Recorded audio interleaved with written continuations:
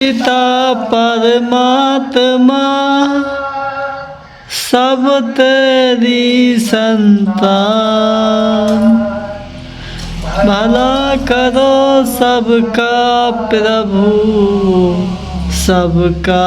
हो कल्याण। भला करो सबका प्रभु, सबका हो कल्याण। एक तू ही निरंकार। प्यार से कहना धन निरंकार जी। अठहत्तर में निरंकारी संत समागम के आज पहले रोज, जहाँ सभी महात्मा एक ही जिक्र कर रहे थे, एक का, ये निराकार परमात्मा, ये सच जो हमेशा था रहेगा, ये एक की ही बात हर एक ने की कि चाहे एक संसार में अनेकों धर्म है, एक हर तरह की एक विश्वास आस्था, पर ये हर कोई एक की ही बात कर रहा है। और यही एक जो सच है, किस तरह से संतों ने हमेशा से एक चेतन किया कि जीते जी ही इस सच को जान लें। एक अपनी पहचान अगर करनी है सच्ची कि असली अस्तित्व क्या है हमारा, तो वो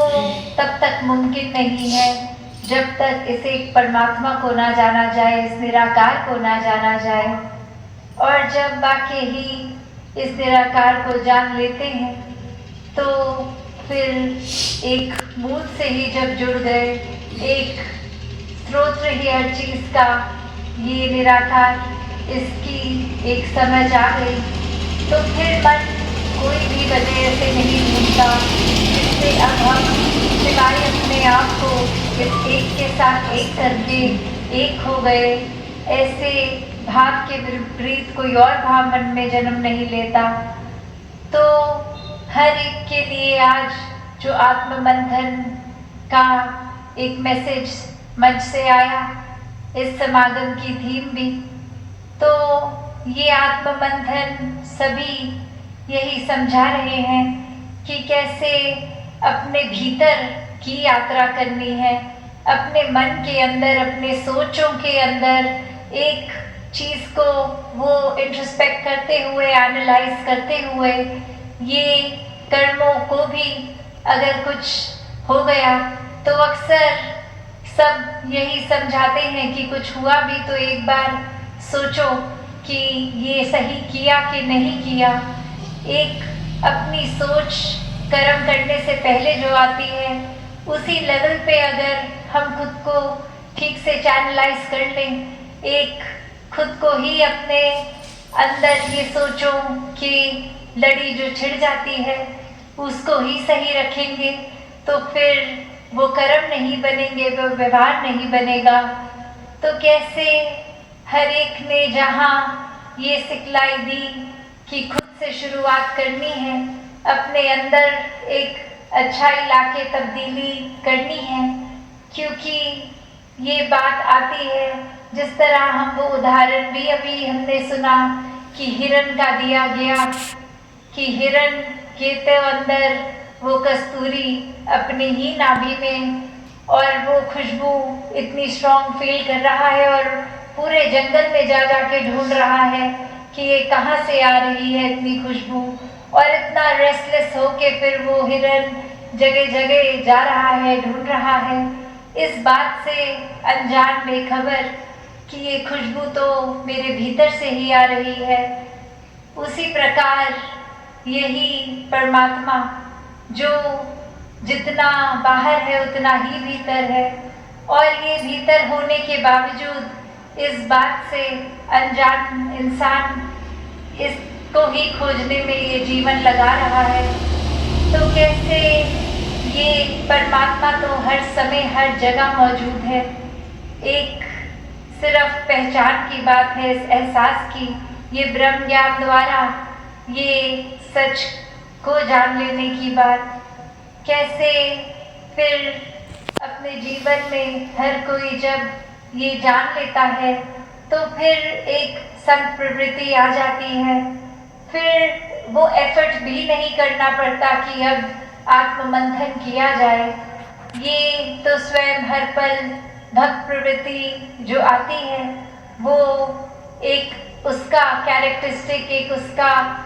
आचरण ही एक आत्ममंथन वाला जीवन बन जाता है। कैसे एक हर कोई फिर अपने जीवन में जहाँ कोई भी कदम इस तरह का जो खोरा हो, रुखा हो, चोट पहुंचाने वाला हो, ऐसा एक नहीं लेता, क्योंकि ये एहसास आ जाता है कि जब भीतर भी परमात्मा है, बाहर भी परमात्मा है, तो फिर एक जो इंडिकेशन होती है हर एक की कभी कि ये हम ऐसे हैं नहीं, पर परिस्थिति ऐसी हो गई तो हमारा रिएक्शन ऐसा हुआ, तो वो बात तो फिर रह ही नहीं जाती, क्योंकि हर समय ही भक्तों के अंदर तो प्यार ही है। जैसे अक्सर दासी वो कहा, जी जी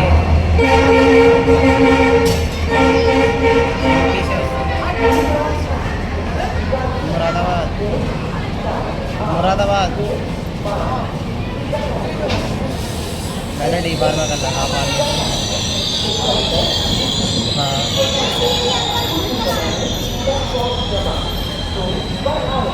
ठीक एज मेरी 22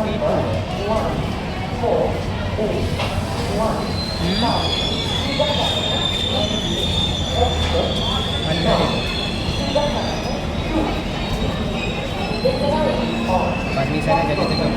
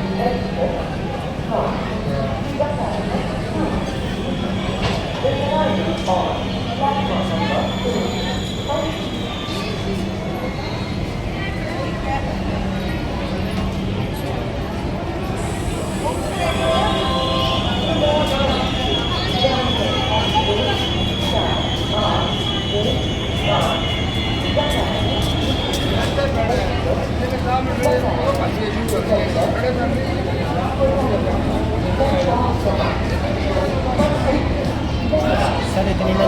नहीं आ सकता, कम से कम इतनी दूर आऊँगा तो 35 से 40 हज़ार सैलरी मिलनी चाहिए। इतनी सैलरी तो मुझे मेडिकल शॉप पे मिल रही है, मैंने फार्मेसी कर रही है, 1 साल से मेरा एक्सपीरियंस भी है।